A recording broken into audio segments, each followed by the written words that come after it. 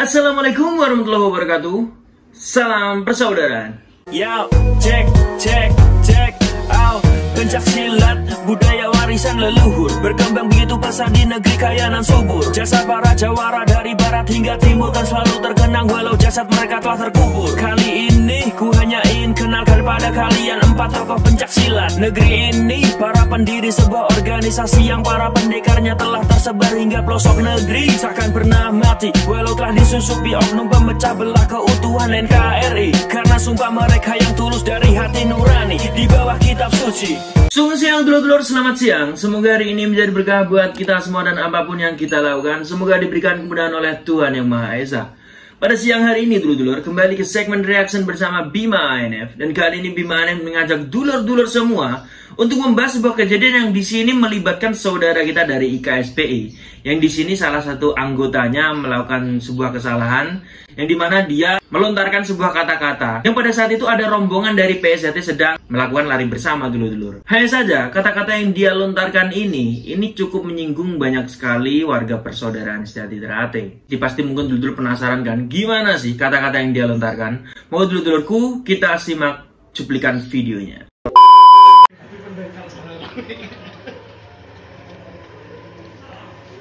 Kok kesel-kesel lu, IKS aja lu, penak, muka Melayu, kok soromen, IKS lo penak, soromen, IKS pewenan ya, ya Allah Leo gendeng. Assalamualaikum warahmatullahi wabarakatuh. Waalaikumsalam warahmatullahi wabarakatuh. Saya yang bertanda tangan, nama saya Bima Saldo Ramadhani, umur 16, dusun Pancer. Dengan ini saya menyatakan pemerintahan maaf kepada organisasi PSJT atas kesalahan saya yang berbuat dengan menyinggung lewat sosmed atau HP. Maka dari itu hari ini saya berjanji tidak mengulangi perbuatan seperti itu lagi. Jika saya melanggar pernyataan ini, saya siap menerima segala konsekuensi dari organisasi PSJT. Demikian surat pernyataan ini saya buat dengan sadar dan tanpa ada paksaan dari pihak manapun. Sekian, terima kasih. Wassalamualaikum warahmatullahi wabarakatuh. Waalaikumsalam warahmatullahi wabarakatuh. Nah dulur-dulur, itu tadi adalah cuplikan video dengan durasi yang cukup pendek ya. Jadi saya tahu sebenarnya maksud dari anggota dari KSPI ini adalah membuat sebuah lelucon ya kan, atau jokes atau guyonan di grup dia mungkin. Grup yang di situ mungkin dia menganggap bahwa seluruh anggotanya merupakan anggota IKSPI. Dan apabila dia men-share sebuah video dengan lontaran kata-kata seperti itu hanya akan menjadi bahan candaan di grup dia saja. Hanya saja ini yang tidak disadari oleh semua orang atau semua warga dari organisasi maupun perguruan. Di grup WA kalian sekarang ini itu pasti banyak sekali penyusup ya kan, banyak sekali oknum-oknum yang di sini menyamar sebagai anggota dari organisasi atau perguruan kalian. Yang di sini tujuannya dia mau menggali informasi dari grup yang kalian buat ini. Jadi inilah penyebab dari bocornya atau terbongkarnya informasi internal dari organisasi kita dulu-dulu.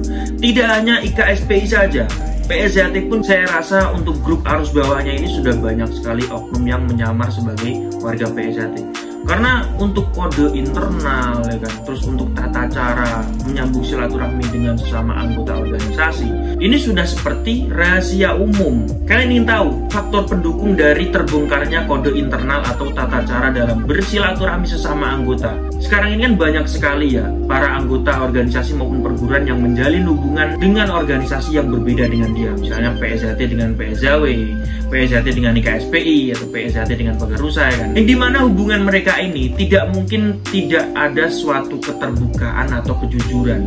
Yang kalau pasangan kita menanyakan suatu hal yang disitu sekalipun berkaitan dengan internal organisasi, pasti ya pasangannya ini akan menjawab dengan terus terang. Itu ada salah satu cara di mana para oknum ini menyamar sebagai warga ya kan, karena dia tahu kode internalnya, karena dia tahu tata caranya. Dan apabila ada grup yang sekalipun dia menggunakan admin yang cukup saklek ya kan, admin yang melontarkan pertanyaan terlebih dahulu sebelum anggota tersebut masuk di grup, ini kan dia bisa bertanya pada pacarnya ini. Satu-satunya grup yang tidak bisa dimasuki oleh oknum dari luar itu adalah grup organisasi. Misalnya seperti grup rayon ya kan, grup ranting, grup cabang. Itu karena anggota-anggotanya tidak lain dilakukan adalah orang yang saling mengenal, orang yang tahu, oh ini si A, ini si B, karena kita aktif di organisasi.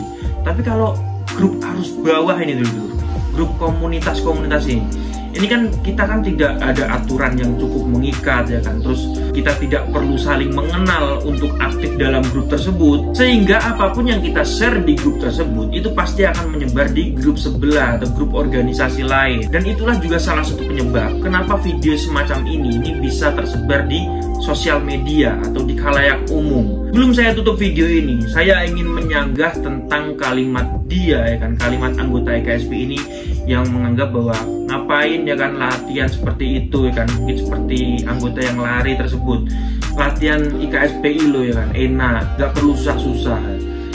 Rayon saya ini dulu tempat latihannya berdampingan dengan IKSPI dulu, dan sekali kan sekelebat apabila kita disuruh nyari air mungkin atau beli makanan atau apa, yang jelas pasti melintasi di depan tempat latihan IKSP tersebut. Saya lihat latihannya semua organisasi maupun perguruan itu hampir sama dulu. Tidak ada yang namanya latihan itu gampang, latihan itu enak tidur di rumah. Tapi kalau yang namanya latihan bela diri itu pasti dipukul, ditendang, itu udah pasti. Jadi jangan sampai buat perbandingan kita kalau latihan ini loh lebih enak, latihan itu susah, latihan PSJT lebih enak, mending ikut ini aja enak gitu. Jangan sampai ada pendapat seperti itu. Monggo kalau misalnya Anda ingin mencoba, buat dulu-duluku mungkin yang menonton video ini yang belum ikut organisasi pencaksilat, apabila ingin mencoba ikut bela diri pencaksilat, silakan bergabung dengan organisasi apapun ya kan.